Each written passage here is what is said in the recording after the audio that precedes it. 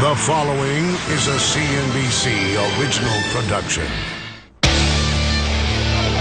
September 25th, 2007. It was the biggest opening day in entertainment history. Bigger than the premiere of Spider-Man 3. Bigger even than the debut of the final Harry Potter book. I've been here for what, almost 24 hours now? What these crowds were eagerly awaiting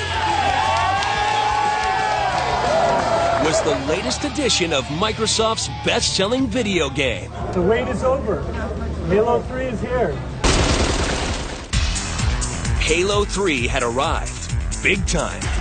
The total sales in just one day, an unprecedented $170 million.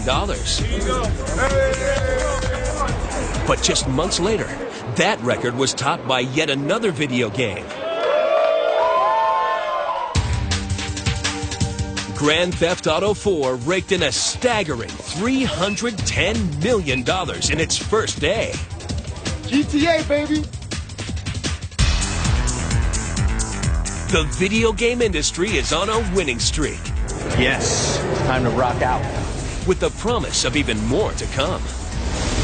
By 2010, there'll be 75 million people in this country who are between the ages of 10 and 30. Every one of those 75 million people will have grown up with video games. The industry wants to keep them all playing whatever they want. You want to shoot people and carjack them and take their cars, it's an integral part of the game. And being whoever they want. I am Brittany Mason, a 26-year-old blonde, buxom blonde shell. Tonight, CNBC goes inside an entertainment phenomenon. Meet the genius who took the dollhouse into the digital age. Some people play it kind of as a spreadsheet for life. And see how this mother of three is making real money playing pretend. I'm on target to make about $80,000, $85,000 this year. And why the Fortune 500 wants in on the action. It's really like a 24/7, auto show that's on all the time. Now, the CNBC original documentary, Playing to Win, Inside the Video Game Industry, with correspondent Bill Griffith.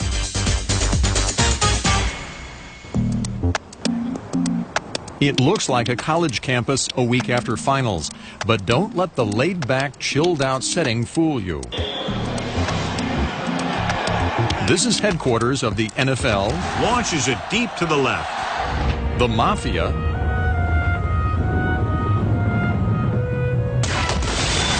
And Bond. Who are you? The name is Bond. James Bond. Well, at least they're virtual counterparts. All right, that's fixed. That's right? Yeah. Welcome to Electronic Arts, one of the world's largest video game publishers. In 2007, EA earned $3 billion producing games for all the major game platforms. Creating fantasies here is all about making them seem as real life. You take the two-dimensional map and add that on, and you get your VJ.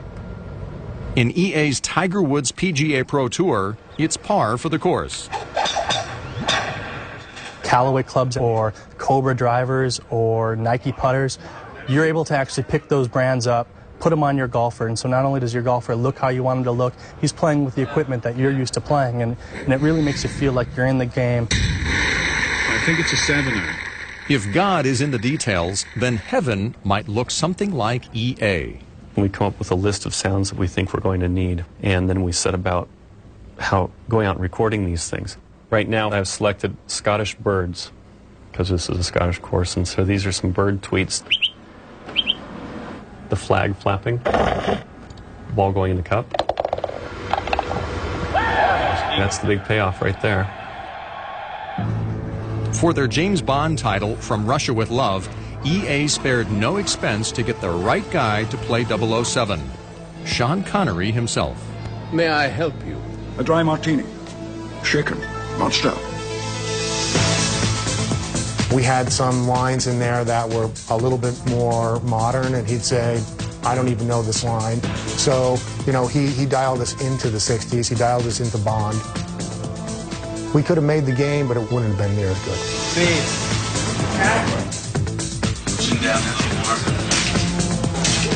Bringing Hollywood showmanship to video games has been part of EA's style since the very beginning. That was a complete bomb. They were really desperate. That's not just any gamer traveling down memory lane. That is Trip Hawkins, the founder of Electronic Arts. Even as a kid in the pre-Pong years, Hawkins was a game player. I'd want to play games with my friends, but they would want to watch television. And when I first heard about computers, I thought, aha, if we put the game in the computer, we can actually make it look and feel like television, but then it'll be a truly interactive experience where you're really there and you're part of the action. The only problem was it was the 1970s, and Hawkins had to wait until computers caught up with his ideas for them. And I thought, okay, well, how many years is it going to take before there's enough computers in the home that I can make the games that I want to make? And I decided that if I waited until 1982, that would be long enough. And that was 7 years away. He used the time wisely, working as director of product marketing at a new company called Apple. Hawkins carefully observed everything, especially the software designers. The following is a CNBC original production. September 25th, 2007. It was the biggest opening day in entertainment history. Bigger than the premiere of Spider-Man 3. Bigger even than the debut of the final Harry Potter book. I've been here for what, almost 24 hours now? What these crowds were eagerly awaiting was the latest edition of Microsoft's best-selling video game. The wait is over. Halo 3 is here. Halo 3 had a celebrity to star in a game. And what celebrities could be bigger than pro athletes? And I thought we could do one-on-one basketball, and you know, we can draw 2 basketball players. And then it was just obvious to me immediately it had to be Dr. J and Larry Bird. Released in 1983, Dr. J and Larry Bird Go One-on-One was a smash. But what Hawkins really wanted was a full team sport, a football game featuring coach and commentator John Madden. But at the time, having 11 players on each team like a real game was technically impossible. Hawkins, however, wouldn't give up on the idea. It took 4 years, and it became known in the company as Trip's Folly. And at one point, the auditors had to come personally to see me to explain that, I'm sorry, but we have to write this off because it's obviously not an asset. It's obviously just an expense that you are never going to recoup.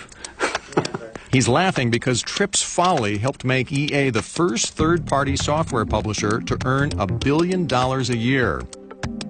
With a new edition released annually, John Madden's NFL has remained at the top of the video game bestseller charts. After becoming the MVP of software, Hawkins turned his attention to what he hoped would be his next big breakthrough. He spearheaded the move in the middle 90s to create a standard for video game systems. So let's get rid of all this Nintendo and Sony and incompatibility. Let's create one single standard. It'll be called the 3DO standard. With Hawkins licensing the hardware technology to Panasonic, the 3DO console made its debut in 1993. And it was fantastic. Amazing 3D graphics, stuff you're not going to get for another couple years till the original PlayStation comes around. But nobody wants it. Part of the problem was the price. At $700, the 3DO was the most expensive game console ever. We were just hoping that because of all the other features that it had, it would look really more like a hi-fi purchase or a TV or a VCR. So that was one of the lessons learned, is that no, it's going to be viewed as a game system, it's going to be judged as a game system, and it's too expensive for a game system, even with all the whizzy new capabilities. As the console wars raged on, game designers faced a never-ending battle of their own. It's somewhat inevitable that at the end of a project, people end up coming in on weekends, working late hours. We have a very flexible work environment, and if you're a new Wild Tangent employee, we tell you you can work any 80 hours a week you like. I lived away from home for almost 3 months, helping get the game done in the final crunch stage. So I didn't see my friends, my family for a while, although I was allowed some conjugal visits. We're still making tweaks on the models, but we've got to nail that in the next few weeks if we're going to stay on track. Most of the crunch time is spent making everything perfect, eliminating the bugs, those errors that can ruin gameplay and ultimately game sales. It's crises every day. You're not putting a spacecraft in space, but you are like figuring out why Kim Possible is walking through walls on level 7. And if you're doing it right and you're working together, we find it kind of thrilling. Oh, really? In 2004, the fiancé of an EA programmer made news when she reported that her husband was required to work 12 hours a day, 6 days a week. Not long after, programmers and graphic artists at EA sued the company for unpaid overtime. EA eventually paid out a total of $30 million in settlements and changed its overtime policies. Today, at Trip Hawkins' new game company, Digital Chocolate, software designers get the star treatment. I share the ownership with everyone. If you keep advancing, you'll just keep getting more stock options, because that's fair. Coming up, the video game industry under attack. It's just the worst kind of message to kids. Video game violence next, as Playing to Win continues.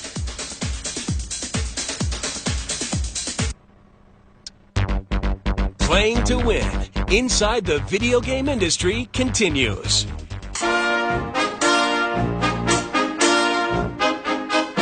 A little over 100 years ago, in one of the first movies ever made, a cowboy aimed his six-shooter right at the audience and fired away point blank.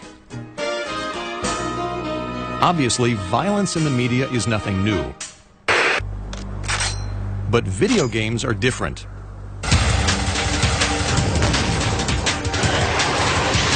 Their audiences can shoot back, and that gets a lot of people up in arms. When you ask people to come up with just a word that comes to mind when you mention video games, almost all the time it's violence. And yet, if all we did was produce violent entertainment, we wouldn't be on the verge of becoming the second largest entertainment industry in the world. Even in the earliest days of Atari, gets aggressive second round.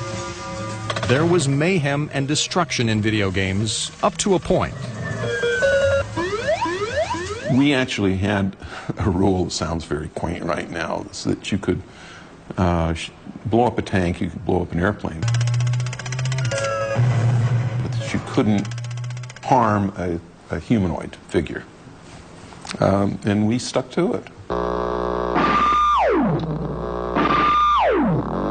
That rule was broken in 1976 when one of Atari's competitors brought out Death Race. And the object of the game was to drive over pedestrians for points. Now, it sounds horrible and terrifying. The graphics of this is a couple years after Pong.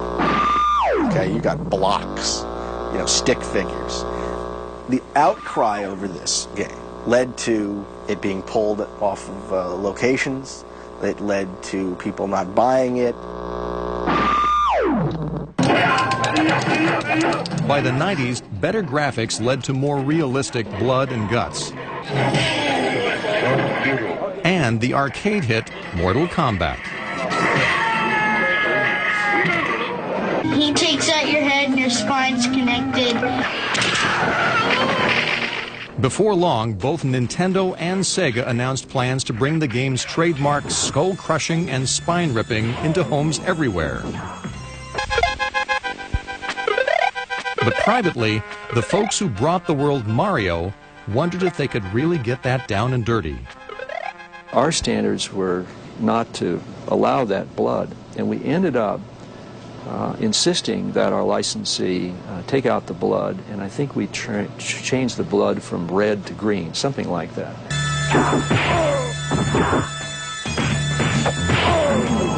Sega, meanwhile, said, "Hey, we got the real stuff, the real red blood."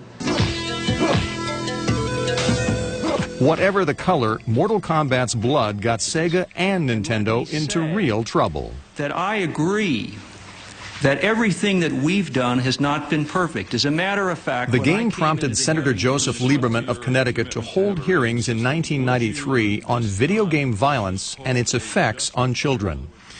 I know that one place parents want us to draw the line is with violence in video games. This morning, the Software Publishers Association... With the government breathing down its neck, the industry decided to police itself, announcing the formation of the Entertainment Software Association and a game rating system. We provide empowering information that allows consumers to make informed choices. And we do it more comprehensively than any other entertainment industry does in terms of providing both content information and age guidance right on the package. Would you... But the same week the hearings began, video game gore and violence were raised to new levels with the debut of Doom, the sci-fi horror title that established the first-person shooter genre.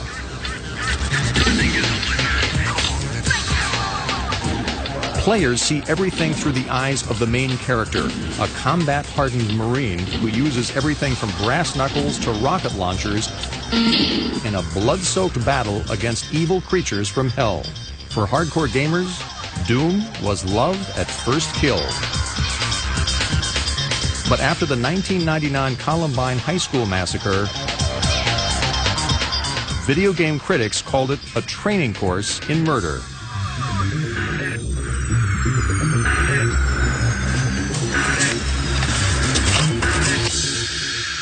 We found out that those boys were big Doom players, and they said that their massacre at their high school would be like a level of Doom.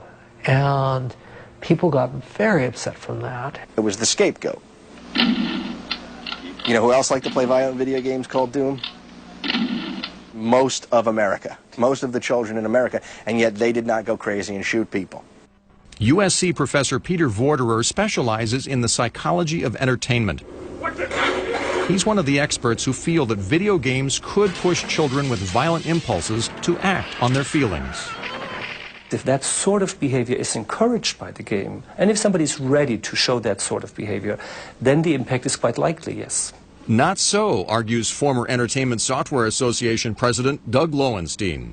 If you look at the most independent and objective research out there, which has been done by governments, which has been done by other organizations around the world, you find a great deal of skepticism that there is any compelling research that links playing violent games to aggressive behavior. But even industry veterans wonder about the effects of playing violent video games. After I've played a couple hours of a driving game, a racing game, and I get in my own car, I drive more aggressively. After I've played a couple hours of a violent game, I feel more hostile towards people. The issue was raised again in 2003 when an 18-year-old named Devin Moore went on a rampage in an Alabama police station, killing 2 police officers and a dispatcher.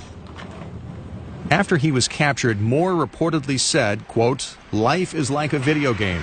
Everyone's got to die sometime," end quote.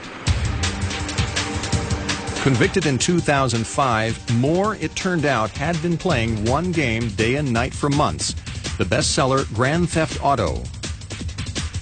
You want to shoot people and carjack them and take their cars, it's an integral part of the game. You're playing a criminal. Is it a reprehensible game in a lot of ways? Yeah. Would I ever let my kid play it? No. But my kid is going to play it. He is. How can he be so sure? Well, according to a recent survey, 7 out of 10 children report playing M-rated games. 45% have purchased adult-rated titles despite store policies prohibiting sales to minors. Yes, it is. Grand Theft Auto. Step right up.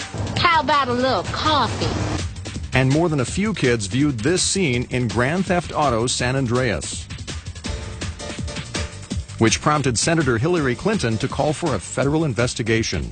The ability of our children to access pornographic and violent material on an M-rated video game is spiraling out of control. In 2005, Senators Clinton and Lieberman introduced the Family Entertainment Protection Act to prevent the sale of mature and adults-only games to minors.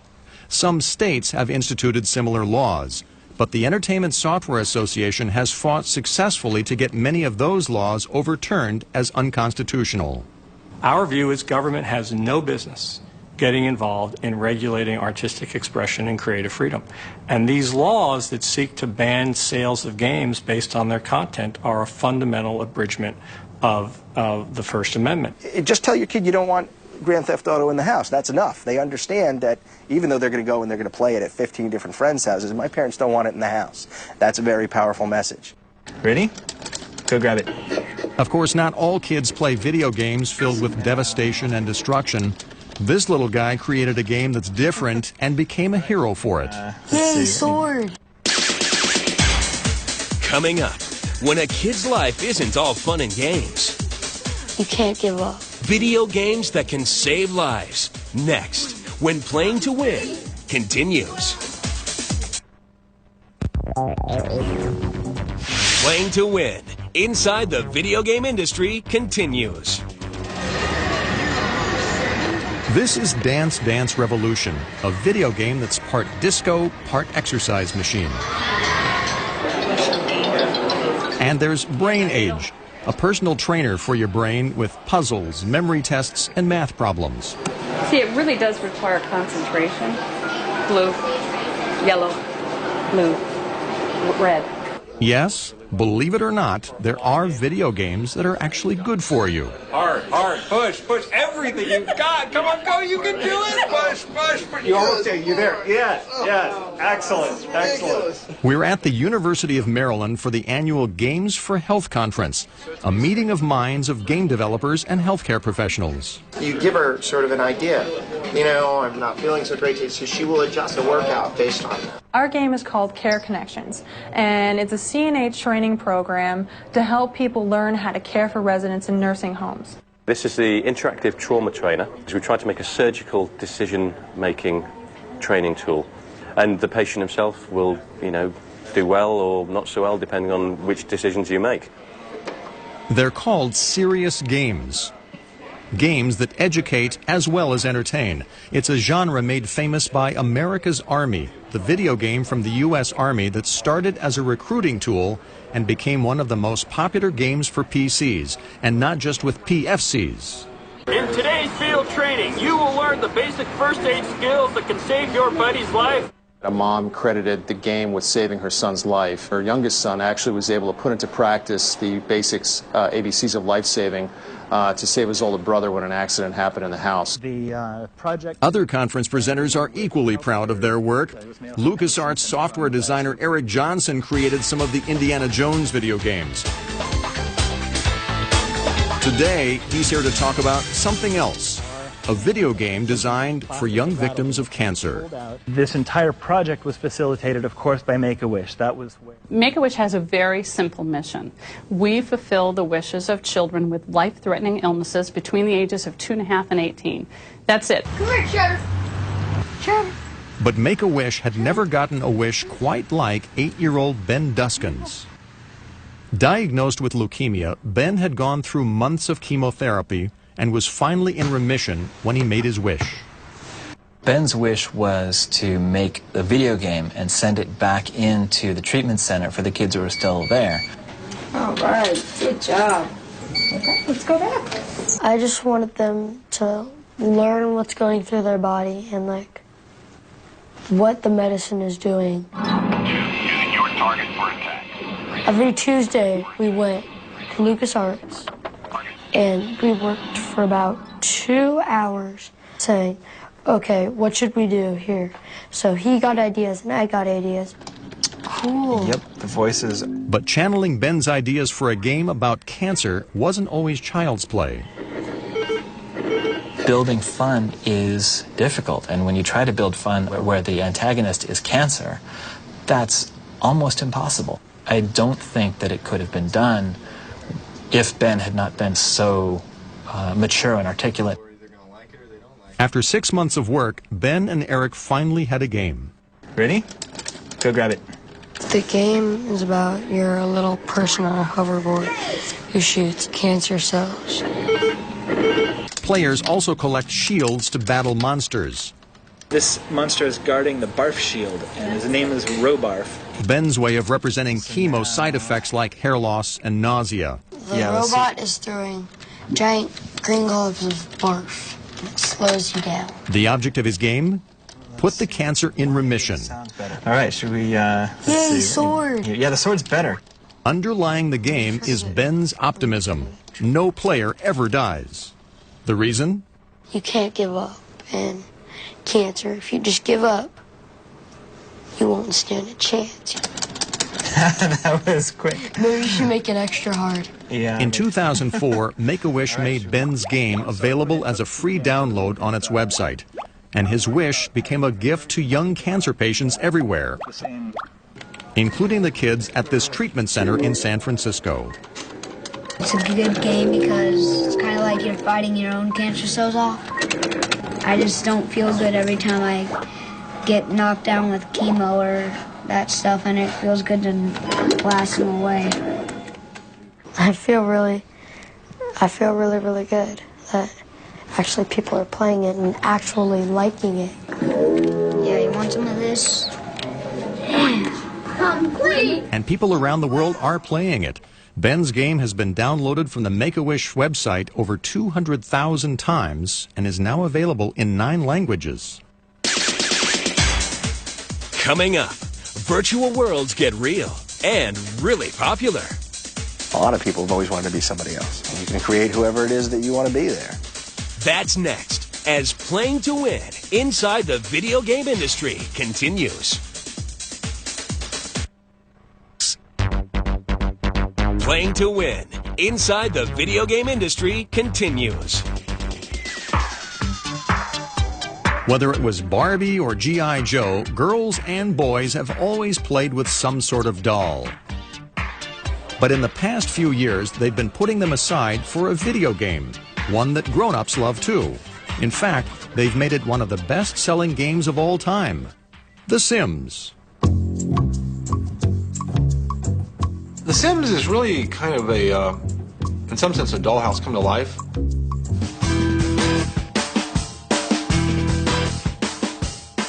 Will Wright, the creator of The Sims, has been called one of the most important people in gaming, entertainment, and technology. Will Wright is Albert Einstein with a sense of humor, and that's part of what makes him good. And what he really likes is to see how things work and to tinker with things.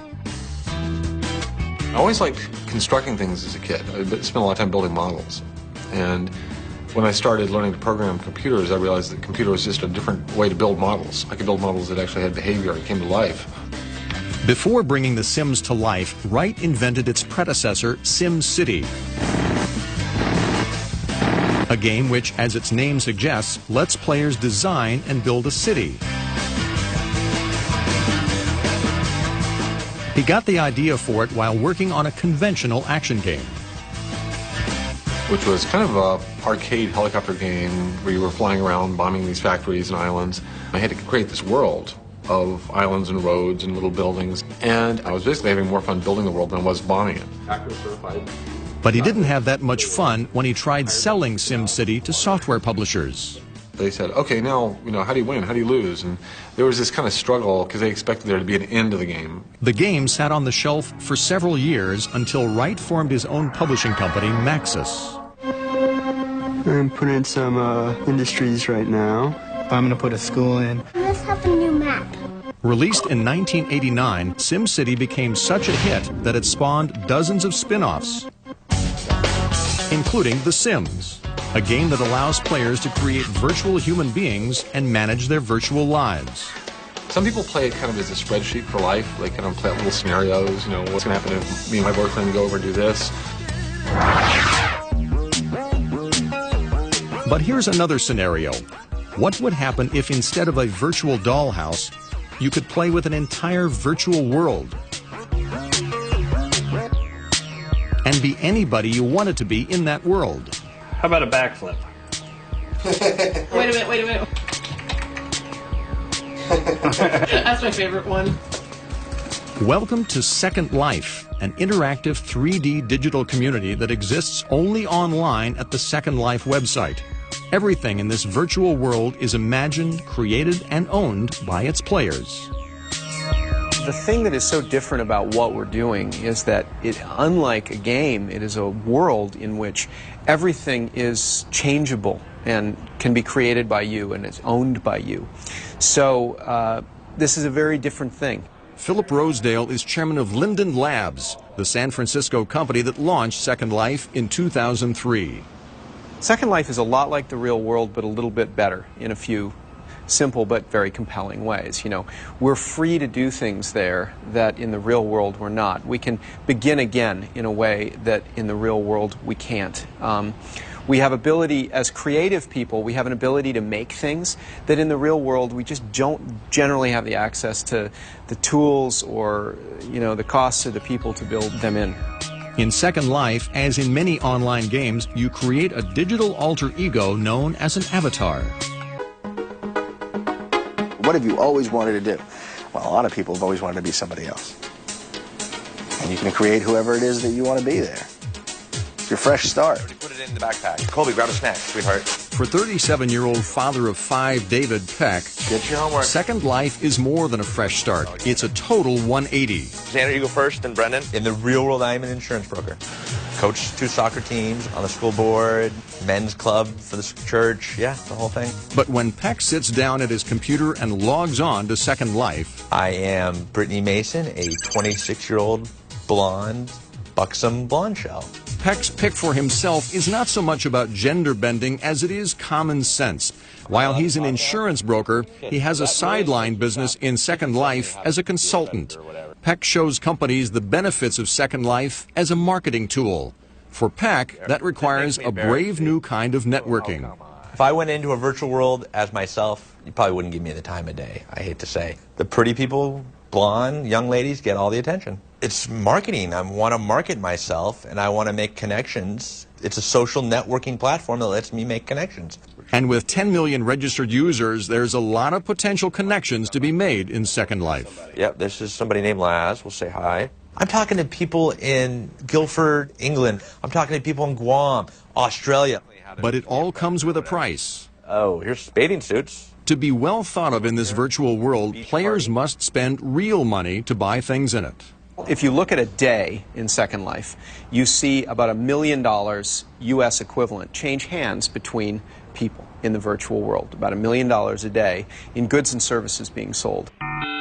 He's not talking monopoly money. Second Lifers are using real cash to buy virtual items that only exist in cyberspace. She knows all the cool shops. No point in walking. But I like the pantsuit. Here's how it works. 1,000 lindens? Yeah. Linden dollar is the name of the currency that's used to make small transactions, microtransactions, if you will, inside Second Life.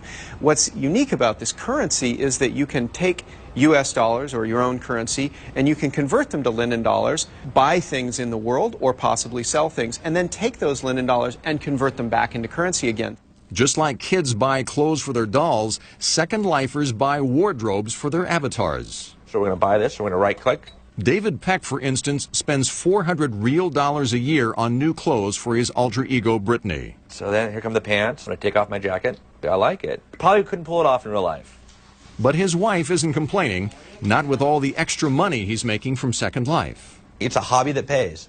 Pays very well. Hopefully I'll finish the year over $30,000. And Peck is not alone in profiting from Second Life. The core engine that drives Second Life is entrepreneurial and creative success at the level of individuals.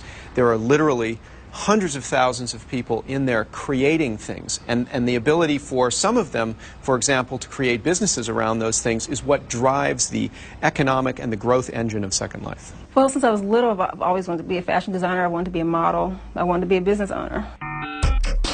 Second Life let Carol Higgins do just that. In 2006, this mother of 3 quit her job and started designing her own line of clothes at a virtual shop in Second Life's virtual Paris. People in the real France loved her clothes and made Higgins a virtual millionaire. In Second Life, I can have a couple of mansions, property on the beach, and, and an inventory full of clothing items that I would never have in real life. Actually, she's doing very well in real life because of Second Life. In real life, I think I was maxing out at about $35,000 a year, and now I'm on target to make about $80,000, $85,000 this year. But in virtual worlds, as in real life, money isn't everything. I honestly think that if my friends started playing World of Warcraft, they'd have a boyfriend already. This woman speaks from experience.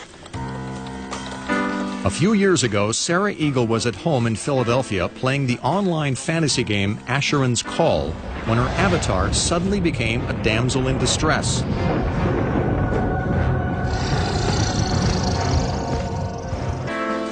But among the thousands of other players also online in the game was Chris Lai in Seattle. Someone was yelling for help that, oh, I'm trapped in the Dungeons of Shadows, I'm lost, I don't know how to get out, and I'm probably going to die if nobody comes down and helps me out. He was there about 10 minutes later, and he saved me. Sarah and Chris started talking and kept talking over the next several weeks. Oh, I wonder what kind of bird that is. It wasn't long before she said something like, oh, well, if you're not doing anything, in December, why don't you come out and visit me? And I was like, sure, what the heck? They had such a great time that Sarah decided to move to Seattle to be closer to Chris. It wasn't long before wedding bells rang. My Prince Charming! Oh, God, don't use that. Incoming Fire Lord. And they've continued to game on happily ever after, playing the online hit, World of Warcraft. Oh, I crashed. Coming up, visions from the visionaries. It's only really now that we're kind of reaching the zenith of this video game culture. And so we are living in the video game world now. New worlds to conquer, next, as Playing to Win inside the video game industry continues. Playing to Win inside the video game industry continues. What the video game industry demands more than anything else these days is more money, especially with production budgets reaching $10 million and above for a single title. You're getting into Hollywood realms of financing. It's even worse than Hollywood in the sense that you don't get the second and the third and the fourth bite at the apple. You don't have the cable sale, the DVD sale, the foreign sale, the TV sale. But one extra slice of revenue that has come to the video game industry is in-game advertising. Mitch Davis is the founder of Massive Incorporated, the leading company in the field. We do billboards, posters, and the typical type of outdoor advertising that you see within the virtual world. Consumers have been raising their hand for years for authenticity. If you can think of how bizarre it would be to watch NASCAR and not see a logo on a car, it wouldn't be real. For advertisers, it's an opportunity to reach an elusive audience. Men 18 to 34 had stopped watching television and moved increasingly to video games. Now they're playing games 2 hours a night. That's 4 times as much as they're watching television. So if you're Coke or McDonald's or one of the big movie companies and so forth, then you need to be in video games. Companies like Coke are also advertising in virtual worlds like Second Life. Some Fortune 500 companies are buying up land in Second Life to create corporate islands. Playgrounds, if you will, for avatars to spend time with their products or brands. Nissan, in fact, gave away free virtual Sentras to Second Lifers who visited the car company's island. We're not buying advertising per se. We're creating an experience for that's playful, that's fun, but still communicates, our key product features, our key product attributes. So if you think about it, it's really like a 24/7, auto show that's on all the time that people are able to look over and go, hey, there's a really cool new Sentra. And they're able to play with it. And the cost for Nissan? Virtually peanuts. We got an hour with your avatar. Could you imagine how much an hour would have cost me to buy under traditional media? Quite a bit. Marketing and advertising in virtual worlds and in video games are signs that the game industry is becoming more mainstream. To Sims creator Will Wright, moving beyond the traditional guy gamers who play all the time is the future of the business. We've been catering to a hardcore group for the most part over the life of this industry, and those people, were expecting the games to get deeper and deeper, and it was a 10-hour experience, then it was a 20-hour experience, then 40 hours. But I think that as we hit the mass market, we're getting a lot of more casual players coming into the market. They want something that they can pick up and play for 10 minutes, 20 minutes at a time, put down, pick up again later. Games need to become a little bit more flexible in terms of the type of players that they entertain. Wright believes one of the solutions is allowing players to build their own fantasy game worlds, which is exactly the premise behind his newest game. Spore enables you to play in your world, create your own world, create a species, and get them to a point where they leave their planet. And then once you leave your planet, you connect to the internet of a universe of other planets created in the exact same way, and you get to go explore other people's planets. Players love making this stuff if we give them powerful enough tools. To them, that's as enjoyable as the game. And if we can basically give the players that role, they become co-developers with us. In the game industry's ideal world, everybody would have a video game device. The truth is, that world is already at our fingertips. The suitability of the cell phone as a video game deployment platform is just spectacular. And as the screen technologies increase, and the memories and the hardware in those things increase, that's going to be a dominant form of video game delivery, because it's with you all the time. The founder of Electronic Arts, Trip Hawkins, is a firm believer in mobile gaming's potential. He formed his new company, Digital Chocolate, in 2003 to develop software for cell phones. The ongoing challenge for Hawkins is convincing phone companies to move beyond tried and true games. They seem to think that, well, hey, Pac-Man was created 30 years ago, and that may as well be the best thing ever for your mobile phone. And I'm thinking, well, how could that possibly? That's a little bit like saying Gone with the Wind is going to be the best thing ever that you're going to see on a DVD. Hawkins' company has developed technology that allows cell phone gamers to not only play solo, but also to compete against each other. We think of it as a first-rate platform that's a completely new kind of platform, and you have to look for what's unique and different about it. So far, one of the most unique things about mobile gaming is who's playing. Women. And they're not just playing on cell phones. According to the Entertainment Software Association, more adult women play video games than boys 17 and under. And while the game industry itself is still male-dominated, there are exceptions, like Toby Solnier. After developing over 60 games, Solnier decided in 2005 to start her own development company in upstate New York. Within a year, she had 35 employees and 4 titles in the works for Nintendo. And the secret of her success? It's a game. So in the same way that, people working in the company are working on making a game, I like working on making the company and trying to solve all those problems and pull it together. And that's really what I'm focused on creating. And I get just as much excitement out of doing that as you would get out of making a game. If you're like that, then this is a great industry, because there's always challenge out there. And always dreamers, inventors, and hustlers to overcome those challenges. And as industry insiders see it, the biggest challenge facing them is to keep moving forward. We tend to consider games as these things that you start and finish, and there's a win-lose, and some backstories you come into with, and you have a character, whatever. I think, there are a much larger set of experiences that would entertain you interactively that maybe we're just scratching the surface of. The appeal and the potential for video games as a medium is almost limitless. Now it's up to the imagination and guts of companies and designers to really draw us in further. People aren't going to buy the game because it looks better. All games are going to look great. So how do you differentiate? By story, by character, by gameplay, by a variety of other things. Make the art form more appealing to a broader number of people.